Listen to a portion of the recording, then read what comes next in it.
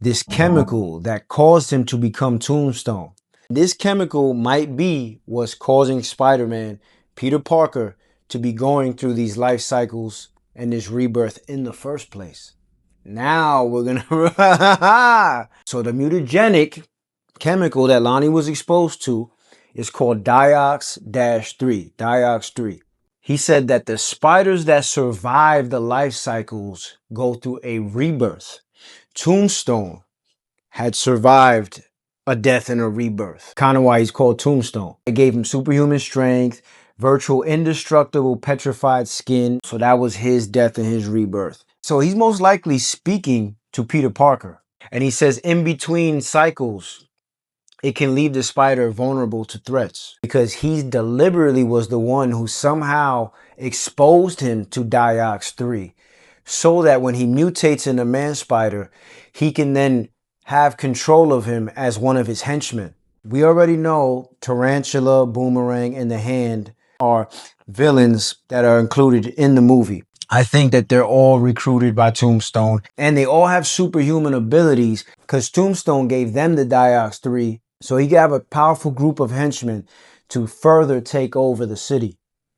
And that's why he also wants to turn Spider-Man, because Spider-Man is not only a hindrance, but hey, I'd kill two birds with one stone. Instead of killing Spider-Man and then I can have my criminal empire rise, I'll just turn him into a monster with this Diox-3 that I'm using on my henchmen, and I'll have more superhuman henchmen and be the one to replace the Kingpin now that the Kingpin's gone. But I also did research and saw that in the comic books, in certain comic books, the Hand has been known to use Diox-3 to empower their soldiers. So further proof, this is tying in. This is all tying in. That leaked picture of Tombstone. This shit matters to me, man. That's how I felt when I saw that leaked picture, man. That better be real.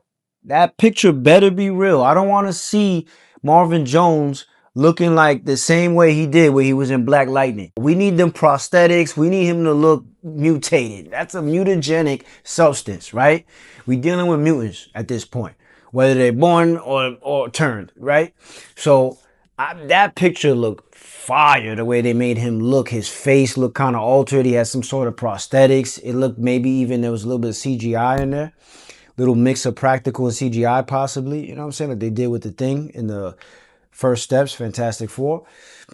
Either way, that picture better be real. Because if that picture is real, and that's the way he's going to look, and he's the main villain, and he's the one narrating, ooh, this all is going to start to make more and more sense as we get closer to the release of Spider-Man Brand New Day. I'm super excited for that. So stay tuned. We'll see if I'm right or not. More I get things right. I was right about Jean Grey very early on.